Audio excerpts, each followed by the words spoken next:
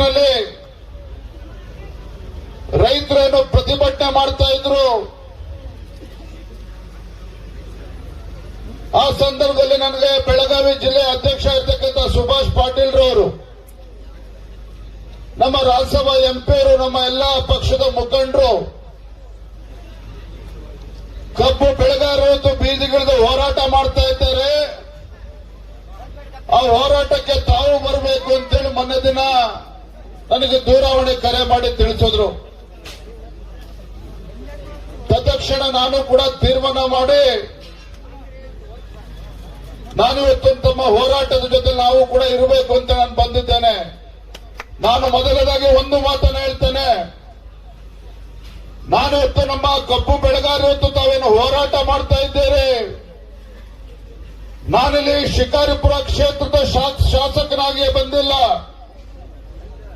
ರಾಜ್ಯ ಭಾರತೀಯ ಜನತಾ ಪಾರ್ಟಿ ಅಧ್ಯಕ್ಷನಾಗಿ ಬಂದಿಲ್ಲ.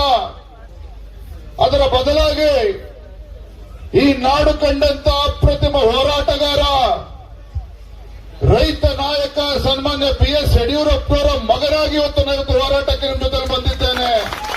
ರೈತ ನಾಯಕನ ಮಗನಾಗಿ ಹೋರಾಟಕ್ಕೆ ನಾನು ಬಂದಿದ್ದೇನೆ. ನಾನು ಈ ವೇದಿಕೆ ಮೂಲಕ ರಾಜಕಾರಣವನ್ನ ಮಾತನಾಡೋದಕ್ಕೆ ಇಷ್ಟಪಡೋದಿಲ್ಲ. ಆದ್ರೆ ಹೋರಾಟಕ್ಕೆ ನಾನು ಕೂಡ ನಿಮ್ಮ ಜೊತೆ ಧುಮುಕಿದ್ದೇನೆ ಅಂತ ಹೇಳಿದ್ರೆ,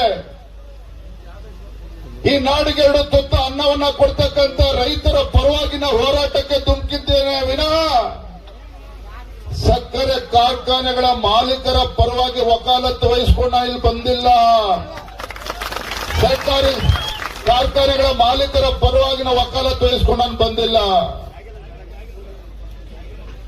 ಈ ನಾಡಿಗೆ 2 ತುತ್ತು ಅನ್ನವನ್ನ ಕೊಡ್ತಕ್ಕಂಥ ರೈತನ ಬೆನ್ನೆಲುಬಿಗೆ ನಿಲ್ತಕ್ಕಂಥದ್ದು ಈ ರಾಜ್ಯದ ಪ್ರತಿಯೊಂದು ರಾಜಕೀಯ ಪಕ್ಷದ ಒಂದು ಆದ್ಯ ಕರ್ತವ್ಯ. ಕಳೆದ 6 ದಿನಗಳಿಂದ ಬೆಳಗಾವಿ, ಬಾಗಲಕೋಟೆ, ಬಿಜಾಪುರ 3 ಜಿಲ್ಲೆಗಳ ಕಬ್ಬು ಬೆಳೆಗಾರರು ಕಬ್ಬಿನ ಬೆಲೆ ನಿಗದಿ ಮಾಡಬೇಕು, ತಮ್ಮ ನ್ಯಾಯಯುತವಾಗಿರ್ತಕ್ಕಂಥ ಬೇಡಿಕೆಗೆ ನಾವು ಕೂಡ ಧ್ವನಿಗೂಡಿಸಬೇಕು ಅಂತ ಹೇಳಿ ನಾವಿವತ್ತು ಬಂದಿರತಕ್ಕಂಥದ್ದು.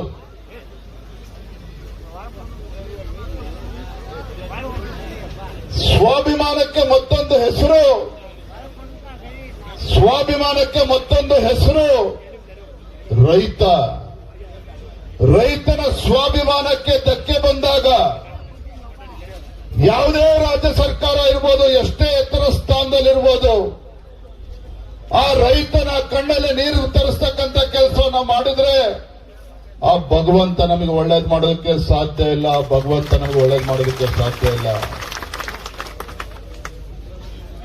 ಕಳೆದ 6 ದಿನಗಳಿಂದ ಇವತ್ತು ಕಬ್ಬು ಬೆಳೆಗಾರರು ಇವತ್ತು ಬೀದಿಗಿಳಿದು ಪ್ರತಿಭಟನೆ ಮಾಡ್ತಾ ಇದ್ರೆ, ರಾಜ್ಯ ಸರ್ಕಾರ,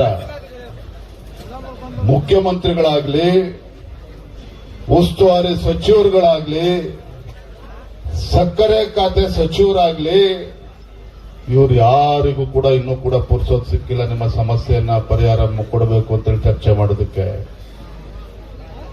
ಪೂಜಾರರು ಮಾತನಾಡ್ತಾ ಹೇಳಿದ್ರು, ಹಿಂದೆ ಭಾರತೀಯ ಜನತಾ ಪಾರ್ಟಿ ಸರ್ಕಾರ ಇದ್ದಾಗ ಸನ್ಮಾನ್ಯ BS ಯಡಿಯೂರಪ್ಪನವರು ಮುಖ್ಯಮಂತ್ರಿಗಳು,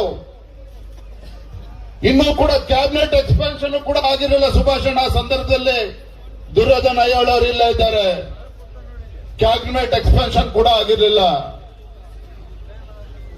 ಉತ್ತರ ಕರ್ನಾಟಕ ಭೀಕರ ಮಳೆಯಿಂದ ರೈತರು ಸಂಕಷ್ಟದಲ್ಲಿದ್ದರು. ರೈತರು ಬೆಳೆದಂತ ಬೆಳೆ ಸಂಪೂರ್ಣವಾಗಿ ನೀರಲ್ಲಿ ಮುಳುಗೋಗಿತ್ತು. ಏನಪ್ಪ ಇದು, ಬೆಳೆದಂತ ಬೆಳೆ ಕೈಗೆ ಬಂದಂತ ತುತ್ತು ಬಾಯಿಗೆ ಬರಲಿಲ್ಲ ಅಂತ ಹೇಳಿ ರೈತರು ತಲೆ ಮೇಲೆ ಕೈ ಹೊತ್ಕೊಂಡು ಕೂತಂತ ಸಂದರ್ಭದಲ್ಲಿ ನಿಮ್ಮ ಮುಖ್ಯಮಂತ್ರಿಗಳು, ಯಡಿಯೂರಪ್ಪರು ಅಂದಿನ ಮುಖ್ಯಮಂತ್ರಿಗಳು ಏಕಾಂಗಿಯಾಗಿದ್ರು ಸಹ ಬೆಳಗಾವಿ ಜಿಲ್ಲೆಗೆ ಬಂದ್ರು, ಚಿಕ್ಕೋಡಿಗೆ ಬಂದ್ರು, ರಾಯಚೂರು, ಕೊಪ್ಪಳ ಎಲ್ಲ ಜಿಲ್ಲೆಗಳಿಗೂ ಕೂಡ ಬಂದ್ರು. ರೈತರ ಸಂಕಷ್ಟಕ್ಕೆ ಪರಿಹಾರವನ್ನು ನೀಡುವಂತ ಕೆಲಸವನ್ನ ಮಾಡಿದ್ರು. ಕೇಂದ್ರ ಸರ್ಕಾರ ಪರಿಹಾರ ಕೊಡ್ಲಿ ಅಂತೇಳಿ ಕಾಯ್ಕೊಂಡು ಕೂರ್ಲಿಲ್ಲ. ಅತಿವೃಷ್ಟಿಯಿಂದ ಯಾವ ನಮ್ಮ ರೈತ ಬಡವ ತನ್ನ ಮನೆಯನ್ನ ಕಳೆದುಕೊಂಡಿದ್ದ, ಕೇಂದ್ರ ಸರ್ಕಾರದ NDRF ನಾರಸ್ ಪ್ರಕಾರ ಬಡವ ತನ್ನ ಮನೆಯನ್ನ ಕಳೆದುಕೊಂಡಿದ್ದಾನೆ ಮಳೆಯಿಂದ ಅಂತ ಹೇಳಿದ್ರೆ ಕೇವಲ 1 ಲಕ್ಷ ರೂಪಾಯಿ ಪರಿಹಾರ ಇತ್ತು. ಏನ್ ಮಾಡಿದ್ರು ಯಡಿಯೂರಪ್ಪನವರು?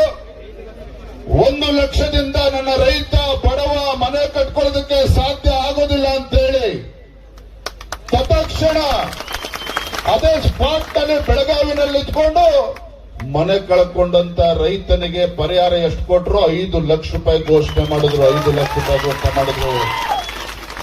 ಇದು ರೈತನ ಪರವಾಗಿ ಕಾಳಜಿ ಇರ್ತಕ್ಕಂಥ ಒಬ್ಬ ಮುಖ್ಯಮಂತ್ರಿ ಮಾಡ್ತಕ್ಕಂಥ ತೀರ್ಮಾನ.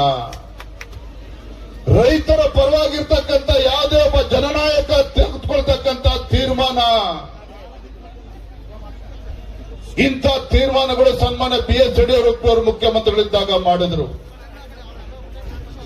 ಆದ್ರೆ ಇವತ್ತು ಹೋರಾಟ ಶುರುವಾಗಿ 6 ದಿನಗಳಾದ್ರೂ ಸಹ ಇವತ್ತು ರಾಜ್ಯ ಸರ್ಕಾರ ನಮ್ಮ ರೈತರ ಕಬ್ಬು ಬೆಳೆಗಾರರ ಬೇಡಿಕೆಯನ್ನ ಕೇಳೋದಕ್ಕೂ ಕೂಡ ಬರೋದಿಲ್ಲ ಅಂತ ಹೇಳಿದ್ರೆ ಇಂಥ ಲಜ್ಜೆಗೆಟ್ಟ ಸರ್ಕಾರ ಈ ರಾಜ್ಯದ ರೈತರ ಪಾಲಿಗೆ ಬಡವರ ಪಾಲಿಗೆ ಬದುಕಿದ್ದು ಕೂಡ ಸತ್ತಂತೆ.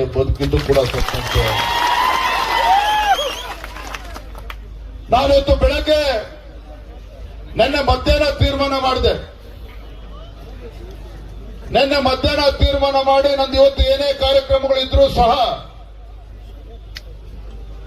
ಬೆಳಗಾವಿ, ಬಾಗಲಕೋಟೆ, ಚಿಕ್ಕೋಡಿ ಜಿಲ್ಲೆಯ ರೈತರು ಸಂಕಷ್ಟದಲ್ಲಿದ್ದಾಗ, ಕಬ್ಬು ಬೆಳೆಗಾರರ ಸಂಕಷ್ಟದಲ್ಲಿದ್ದಾಗ ಏನೇ ಕೆಲಸಗಳಿದ್ರೂ ಸಹ ಅದನ್ನು ಬದುಕಿಟ್ಟು ಹೋಗ್ಬೇಕು ಅಂತ ನಾನು ಯೋಚನೆ ಮಾಡ್ತಾ ಇದ್ದೆ. ಅಷ್ಟೊತ್ತಿಗೆ ನಮ್ಮ ಸುಭಾಷ್ ಅಣ್ಣ ಫೋನ್ ಮಾಡಿದ್ರು. ಲಕ್ಕಪ್ಪ ಪಾಪ ರೈತ ವಿಷ ಕುಡಿದು ಆತ್ಮಹತ್ಯೆಗೆ ಪ್ರಯತ್ನ ಮಾಡಿದ್ದಾನೆ, ಆಸ್ಪತ್ರೆ ಕರ್ಕೊಂಡು ಹೋಗಿದ್ದಾರೆ ಅಂತ ಹೇಳಿ ತತ್ಕ್ಷಣ ತೀರ್ಮಾನ ಮಾಡಿದ್ದು ಬೆಳಗ್ಗೆ ನಾನು ಹೊರಟು ಬಂದಿದ್ದೇನೆ. ಬಂದಿರುವಂತ ಕಬ್ಬು ಬೆಳೆಗಾರರು ಹೋರಾಟದ ಮೊದಲ ಬಾರಿಗೆ ಏನ್ ಮಾಡ್ತಾ ಇರ್ತಕ್ಕಂಥದ್ದಲ್ಲ. ಮೊದಲ ಬಾರಿಗೆ ಕಬ್ಬು ಬೆಳೆಗಾರರು ಬೀದಿಗಿಳಿದು ಹೋರಾಟ ಮಾಡ್ತಾ ಇರುವಂತದ್ದಲ್ಲ. ಇದೇ ಸಿದ್ದರಾಮಯ್ಯನವರು ಹಿಂದೆ ರಾಜ್ಯದ ಮುಖ್ಯಮಂತ್ರಿಗಳಿದ್ದಾಗ ಬೆಳಗಾವಿನಲ್ಲಿ ಅಧಿವೇಶನ ನಡೀತಾ ಇದ್ದಾಗ ಕಬ್ಬು ಬೆಳೆಗಾರರು ಇವತ್ತು ವೈಜ್ಞಾನಿಕ ಬೆಲೆ ಸಿಗಬೇಕು ಅಂತೇಳಿ ಹೋರಾಟವನ್ನ ಮಾಡ್ತಾ ಇದ್ರು. ಏನಾಯ್ತು? 2014ರಲ್ಲಿ ಕಬ್ಬು ಬೆಳೆಗಾರರು ಹೋರಾಟ ಮಾಡ್ತಾ ಇದ್ದಾಗ ವಿಠ್ಠಲ್ ಅರಬಾವಿ ಕಬ್ಬು ಬೆಳೆಗಾರ ಆತ್ಮಹತ್ಯೆ ಮಾಡಿಕೊಂಡ, ತನ್ನ ಪ್ರಾಣವನ್ನ ಕಳೆದುಕೊಂಡ. ಯಡಿಯೂರಪ್ಪರು ಕೈ ಕಟ್ಕೊಂಡು ಕೂರ್ಲಿಲ್ಲ.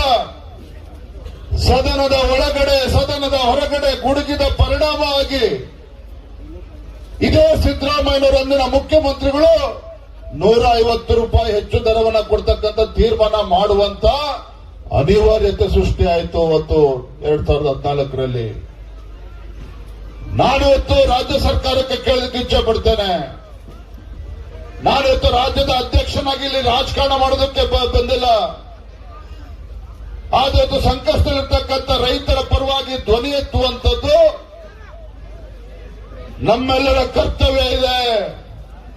ಬಂಧುಗಳೇ, ರೈತ ಅಂತ ಹೇಳಿದ್ರೆ ಆ ಜಾತಿ ಈ ಜಾತಿ ಅಲ್ಲ. ರೈತ ಅಂತ ಹೇಳಿದ್ರೆ ಆ ಪಕ್ಷ ಈ ಪಕ್ಷ ಅಂತಲ್ಲ. ರೈತ ಅಂತ ಹೇಳಿದ್ರೆ ಪಕ್ಷಾತೀತವಾಗಿ ಜಾತ್ಯತೀತವಾಗಿ ನಿಮ್ಮ ಪರವಾಗಿ ಧ್ವನಿ ಎತ್ತಕ್ಕಂಥದ್ದು ನಮ್ಮೆಲ್ಲರ ಕರ್ತವ್ಯ. ಅದಕ್ಕೋಸ್ಕರ ನಾನು ಬಂದಿದ್ದೇನೆ. ನಮ್ಮ ಮುಖಂಡರು ಮಾತನಾಡ್ತಾ ಇದ್ರು, FRP ಬಗ್ಗೆ ಮಾತನಾಡ್ತಾ ಇದ್ರು. ನಾನು ನಿಮಗೆ ಕೇಳೋದಕ್ಕೆ ಇಷ್ಟಪಡ್ತೇನೆ. ಇಡೀ ದೇಶದಲ್ಲಿ ಒಂದೇ FRP ದರ ಇರುವಂತದ್ದು. ಪಕ್ಕದ ಮಹಾರಾಷ್ಟ್ರದಲ್ಲಿ ಅಲ್ಲಿ ಕಬ್ಬು ಬೆಳೆಗಾರರಿಗೆ 3,400 ರೂಪಾಯಿಯನ್ನ ಕೊಡ್ತಾರೆ. ಇಲ್ಲೇನ್ ದಾಳಿ ಆಗಿದೆ ನಮಗಾಗಾದ್ರೆ? ಮುಖ್ಯಮಂತ್ರಿಗಳ ಕರ್ತವ್ಯ ಅಲ್ವಾ? ಇವತ್ತು ಕಬ್ಬಿನ ಸೀಸನ್ ಕಾರ್ಖಾನೆ ಪ್ರಾರಂಭ ಆಗುವ ಮುಂಚಿತವಾಗಿ ಯಾವುದೇ ಒಂದು ರಾಜ್ಯ ಸರ್ಕಾರ, ರೈತರ ಪರವಾಗಿರ್ತಕ್ಕಂಥ ರಾಜ್ಯ ಸರ್ಕಾರ ಕಾಳಜಿ ಇದ್ದಿದ್ದೇ ಆಗಿದ್ರೆ ಸೀಸನ್ ಪ್ರಾರಂಭ ಆಗುವ ಮುಂಚಿತವಾಗಿ ರೈತ ಮುಖಂಡರನ್ನ, ಕಾರ್ಖಾನೆ ಮಾಲೀಕರನ್ನ ಕೂರಿಸಿ ದರ ನಿಗದಿ ಮಾಡುವಂತ ಕೆಲಸ ಆಗಬೇಕಾಗಿತ್ತು. ಹಿಂದೆ ಯಡಿಯೂರಪ್ಪ ಅವರು ಮುಖ್ಯಮಂತ್ರಿಗಳಿದ್ದಾಗ ಅದೇ ಕೆಲಸವನ್ನ ಮಾಡಿದ್ರು ಇಲ್ಲ. ಇದೇ ಸೀಸನ್ ಶುರುವಾಗುವ ಮುಂಚಿತವಾಗಿ ಕಾರ್ಖಾನೆ ಮಾಲೀಕರನ್ನ ರೈತರನ್ನ ಕೂರಿಸಿ ದರವನ್ನ ನಿಗದಿ ಮಾಡುವಂತ ಕೆಲಸ ಮಾಡಿದ್ರು.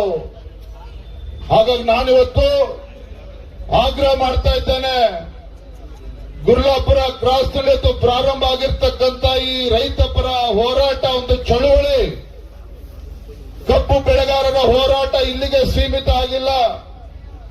ನೀವು ಮಾಡಿದಂತ ಹೋರಾಟದ ಪರಿಣಾಮವಾಗಿ ಬೈಲೊಂಗಲದಲ್ಲಿ ರೈತರು ಕಬ್ಬು ಬೆಳೆಗಾರರು ಬೀದಿಗಿಳಿದು ಹೋರಾಟ ಮಾಡ್ತಾ ಇದ್ದಾರೆ. ಗೋಕಾಕ್ನಲ್ಲಿ ಹೋರಾಟವನ್ನು ಪ್ರಾರಂಭ ಮಾಡಿದ್ದಾರೆ. ಹುಕ್ಕೇರಿ ರಾಯಬಾಗದಲ್ಲೂ ಕೂಡ ಹೋರಾಟವನ್ನು ಪ್ರಾರಂಭ ಮಾಡಿದ್ದಾರೆ. ಮುಧೋಳದಲ್ಲೂ ಕೂಡ ಹೋರಾಟ ಪ್ರಾರಂಭ ಆಗಿದೆ. ನನಗೆ ಗೊತ್ತಿದೆ, ಇಲ್ಲಿ ದೊಡ್ಡ ಸಂಖ್ಯೆಯಲ್ಲಿ ಕುಡ್ಚಿಯಿಂದ, ಹಾರುಗೆರೆಯಿಂದ, ಮುಗಳಕೋಡಿಂದ ದೊಡ್ಡ ಸಂಖ್ಯೆಯಲ್ಲಿ ರೈತರು ತಾವೆಲ್ಲರೂ ಕೂಡ ಬಂದಿದ್ದೀರಿ. ನಿಮ್ಮೆಲ್ಲರ ಹೋರಾಟದ ಪರಿಣಾಮವಾಗಿ ಇವತ್ತು ಉತ್ತರ ಕನ್ನಡ ಜಿಲ್ಲೆಯಲ್ಲೂ ಕೂಡ ರೈತರು ಇವತ್ತು ಬೀದಿಗಿಳಿದು ಹೋರಾಟವನ್ನ ಮಾಡ್ತಾ ಇದ್ದಾರೆ. ನಾನಿವತ್ತು ಈ ವೇದಿಕೆ ಮೂಲಕ ರಾಜ್ಯ ಸರ್ಕಾರಕ್ಕೆ, ರಾಜ್ಯದ ಮುಖ್ಯಮಂತ್ರಿಗಳಿಗೆ ನಾನಿವತ್ತು ಎಚ್ಚರಿಕೆಯನ್ನು ಕೊಡೋದಕ್ಕೆ ಇಚ್ಛಪಡ್ತೇನೆ. ಮಾನ್ಯ ಮುಖ್ಯಮಂತ್ರಿಗಳೇ, ಮಾನ್ಯ ಸಕ್ಕರೆ ಖಾತೆ ಸಚಿವರು, ಹಾಗೇನೆ ನಮ್ಮ ಉಸ್ತುವಾರಿ ಸಚಿವರುಗಳು ತಾವೇನಿದ್ದೀರಿ. ಈಗ ಸಮಯ 1 ಗಂಟೆ 10 ನಿಮಿಷ ಆಗಿದೆ. ನಮ್ಮ ಪೂಜಾರ್ ಅವರು ಮಾತನಾಡ್ತಾ ಹೇಳಿದ್ರು, ರಾಜ್ಯದ ಅಧ್ಯಕ್ಷರು 3-4 ತಾಸು ಇಲ್ಲಿ ಇರಬೇಕು, ಇಲ್ಲಿದ್ದು ರೈತರ ಹೋರಾಟಕ್ಕೆ ಬೆಂಬಲವನ್ನು ಕೊಡಬೇಕು, ಪರಿಹಾರವನ್ನು ಕೂಡ ಕೊಡಬೇಕು ಅನ್ನೋ ಮಾತನ್ನು ಹೇಳಿದ್ದಾರೆ.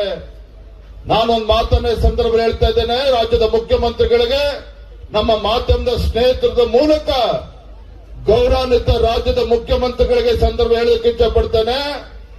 ಕಬ್ಬು ಬೆಳೆಗಾರರ ಹೋರಾಟವನ್ನ ಬಹಳ ಗಮನ ಇಟ್ಟು ತಾವು ಗಮನಿಸಬೇಕಾಗಿದೆ. ಕಬ್ಬು ಬೆಳೆಗಾರರ ನ್ಯಾಯಯುತವಾಗಿರ್ತಕ್ಕಂಥ ಬೇಡಿಕೆ ನೀವು ಈಡೇರಿಸಲೇಬೇಕಾದಂತ ಕರ್ತವ್ಯ ರಾಜ್ಯ ಸರ್ಕಾರದಿದೆ. ತಾವು ಮುಂದಾಳತ್ವವನ್ನು ವಹಿಸಿ ಇವತ್ತು ಇವತ್ತು ಸೌಕರ್ಯಗಳೇನಿದ್ದಾರೆ ಅವನ್ನೆಲ್ಲ ಕೂರಿಸಿ ರೈತರಿಗೆ ಸರಿಯಾದ ರೀತಿ ಕಬ್ಬು ಬೆಳೆಗಾರ ಬೇಡಿಕೆ ಸರಿಯಾದ ರೀತಿ ಉತ್ತರವನ್ನು ಕಂಡುಕೊಳ್ತಕ್ಕಂಥ ಕೆಲಸವನ್ನು ಮಾಡಿ ನಾನು ಆಗ್ರಹ ಮಾಡ್ತಾ ಇದ್ದೇನೆ. ಮಾನ್ಯ ಮುಖ್ಯಮಂತ್ರಿಗಳೇ, ಈಗ ಸಮಯ 1 ಗಂಟೆ 10 ನಿಮಿಷ ಆಗಿದೆ. ಸಮಯ 1 ಗಂಟೆ 10 ನಿಮಿಷ ಆಗಿದೆ. ಸಂಜೆ 5 ಗಂಟೆ ಒಳಗಾಗಿ ಅಧಿಕಾರಿಗಳು ಬರ್ತಾರೋ, ಉಸ್ತುವಾರಿ ಸಚಿವರು ಬರ್ತಾರೋ, ಸಕ್ಕರೆ ಸಚಿವರು ಬರ್ತಾರೋ ಅಥವಾ ಮುಖ್ಯಮಂತ್ರಿಗಳು ಇಲ್ಲಿ ಬರ್ತಾರೋ ನನಗೆ ಗೊತ್ತಿಲ್ಲ. ಕಬ್ಬು ಬೆಳೆಗಾರರ ನ್ಯಾಯಸಮ್ಮತ ಬೇಡಿಕೆಯನ್ನ ಈಡೇರಿಸುವವರೆಗೂ ಸಹ ನಾವಿಲ್ಲಿ ಎದ್ದೇಳೋದಿಲ್ಲ. ಅಷ್ಟೇ ಅಲ್ಲ, ನಾಳೆ ದಿನ ನಮ್ಮ ಮುಖಂಡರು ಮಾತನಾಡ್ತಿದ್ರು, ಅಣ್ಣ ನಾಳೆ ನೀವು ಹುಡುತಪ್ಪ ಇದೆ ಬೆಂಗಳೂರಿಗೆ ಹೋಗಿ ಬಹಳ ಜನ ಬರ್ತಾರೆ ಅಂತೇಳಿ.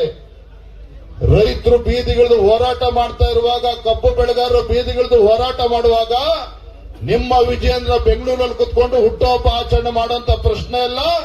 ನಾನು ಕೂಡ ಇಲ್ಲೇ ಇರ್ತೇನೆ. ನಾಳೆನೂ ಕೂಡ ನಮ್ಮ ಕಬ್ಬು ಬೆಳೆಗಾರರ ಹೋರಾಟಗಾರ ತಾವೇನಿದ್ದೀರಿ, ನಾಳೆನೂ ಕೂಡ ಇಲ್ಲಿ ಇದ್ದು ನಮ್ಮ ರೈತರ ಸಮಸ್ಯೆಗೆ ಪರಿಹಾರ ಸಿಗಬೇಕು.